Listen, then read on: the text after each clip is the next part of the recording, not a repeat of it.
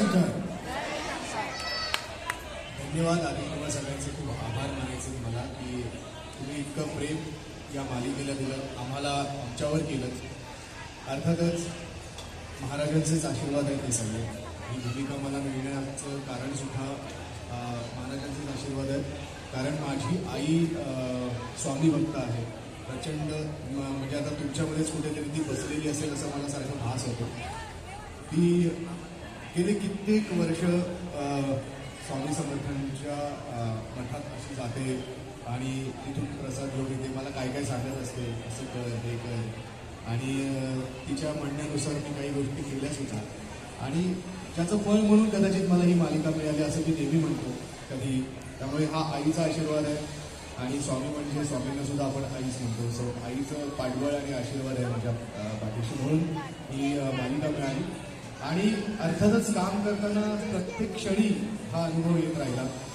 आम्ही जिथे काम करत होतो नाशिकला जो सेट आहे त्या सेटवर पहिल्यांदा जेव्हा पाऊल टाकलं मी आणि उमा, जेव्हा पहिल्यांदा तिथे पोहोचलो तेव्हाच काहीतरी वेगळं वातावरण मला जाणवलं.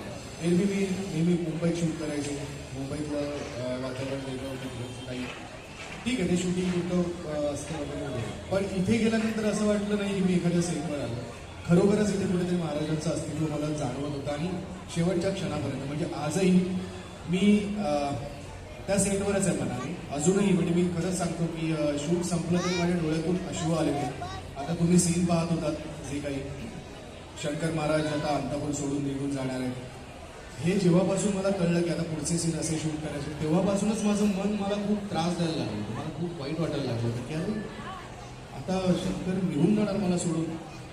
माझा स्वतःचा तो मुलगा आहे, आमचं रक्ताचं नातं तयार झालंय असं मला नेहमी वाटत आलं. आणि आत्ताही मी त्याला प्रचंड मिस करतोय कारण तो निघून जाणार आहे अंतापूर सोडून, आम्हाला सोडून निघून जाणार आहे. ही भावना मला कधीच सहन झाली नाही. मी अगदी पहिल्या दिवशी जेव्हा शूट करायला लागलो आणि जेव्हा मला कळलं की शंकर महाराज निघून जातात तेव्हाच मी विचार करायला लागलो की आता हा निघून जाणार आहे तो गेल्यानंतर माझं काय होईल, मला काय होईल. आणि ही गोष्ट मी खूप आधीपासून जगत आलो.